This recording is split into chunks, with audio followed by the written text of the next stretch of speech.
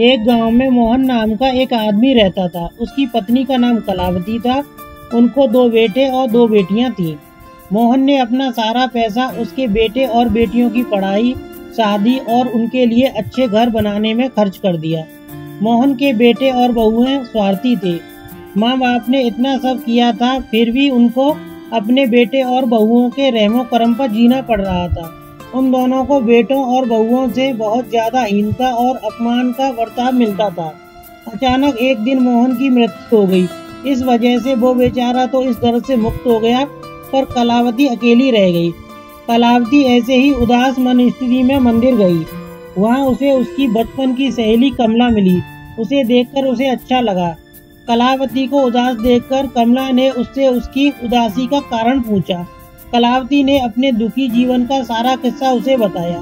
सारी बात सुनकर कमला ने उसे एक उपाय बताया। कमला की बात सुनकर कलावती को एक उम्मीद की किरण नजर आई। दूसरे दिन सुबह कमला के बताए अनुसार कमला एक बैग लेकर कलावती के पास गई और वो जैसे पहली बार ही मिल रही हो ऐसा बर्ताव किया। कमला ने कलावती को गले लगा लिया। कलावती ने कमला को पूछा, तुम यहाँ हमारे गांव में कब आई और किसके घर ठहरी हो?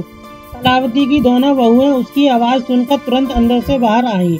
उन दोनों को देखकर कमला बोली, अरे मैं दूसरे घर पर कहाँ रहूं? हम दोनों मौसेरी बहनें हैं, फिर भी हमारा रिश्ता सगी बहनों से ज्यादा अटूट है। मुझे जीजाजी के गुजर जाने के बारे में पता चला, इसलिए मैं तुमसे मिलने के लिए और भेंट देने के लिए आई हूँ। पहले से तय किए अनुसार कलावती बोली, कमला तुम मुझसे मिलने के लिए आई हो यह सुनकर बहुत अच्छा लगा, पर तुम मुझे भेंट देने के लिए कुछ लाई हो, उसका अर्थ मुझे कुछ समझ में नहीं आया। कमला जानबूझकर रोने का स्वर निकालकर बोली, अरे कलावती, मुझे पता है कि आप दोनों ने अपने सारे पैसे बेटे और बेटियों की पढ़ाई, शादी और उनके लिए अच्छा घर बनाने के लिए खर्च कर डाले। आप दोनों ने खुद के लिए कुछ भी नहीं रखा। यह सब ठीक है, क्योंकि आपके बेटे और बहुएं सभी अच्छे हैं, इसलिए वह तुमसे प्यार से बर्ताव करते हैं, तुम्हें अच्छे से संभालते हैं। इसका मुझे पूरा भरोसा है। लेकिन हमारे यहाँ पर सब उल्टा है। हमारी आर्थिक परिस्थिति अच्छी होकर भी बेटे पढ़े नहीं, इस वजह से वह कोई भी काम धंधा नहीं करते हैं। उनको सिर्फ बैठकर खाना आता है।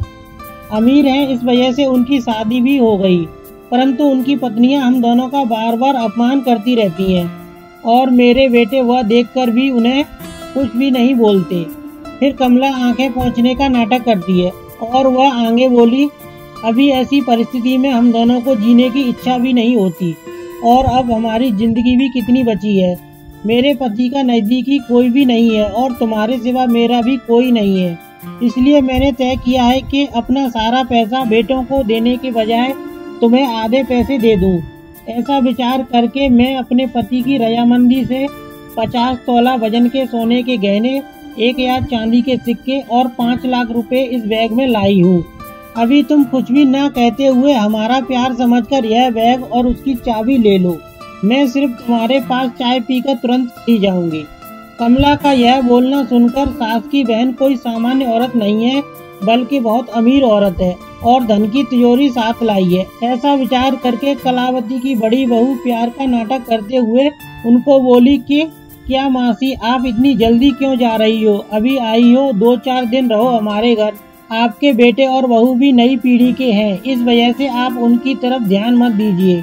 आप दोनों पति पत्नी ने अपना जीवन यशस्वी किया है, वैसे ही हमें भी उस बारे में मार्गदर्शन दें तो अच्छा होगा और कैसे जीवन जीना है हमें भी समझ में आ जाएगा। तभी कमला उसे बोली, मेरे पति के दोस्त आज प्लेन से रात को 12 बजे हमारे घर आने वाले हैं, इस वजह से मुझे जाना होगा। हर एक मनुष्य की जिंदगी में ऐसा प्रसंग आता ही आता है कि जिसकी वजह से उसकी आंखें खुलती हैं और वह मनुष्य समझदार होगा तो उसे मार्ग दिखता है। ऐसा बोलकर कमला चाय पीकर वहाँ से चली गई। कमला के जाने के बाद कलावती के दोनों बेटे और बहुएं उससे बहुत अच्छा बर्ताव करने लगे।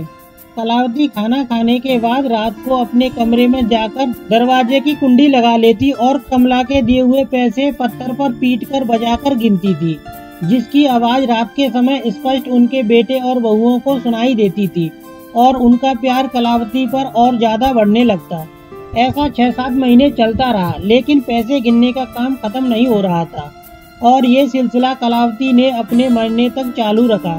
कलावती के आखिरी 7 साल खुशियों में बीते, परंतु एक दिन अचानक कलावती की मृत्यु हो गई।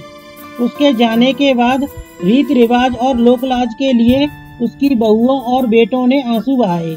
फिर उन्होंने शमशान घाट से आने के बाद तुरंत मां के कमरे में जाकर उस बैग का ताला खोला तो उनको धक्का लगा, क्योंकि उसमें सिर्फ पुराने समाचार पत्र, 5-6 वजनदार पत्थर और सिर्फ 1 रुपया था।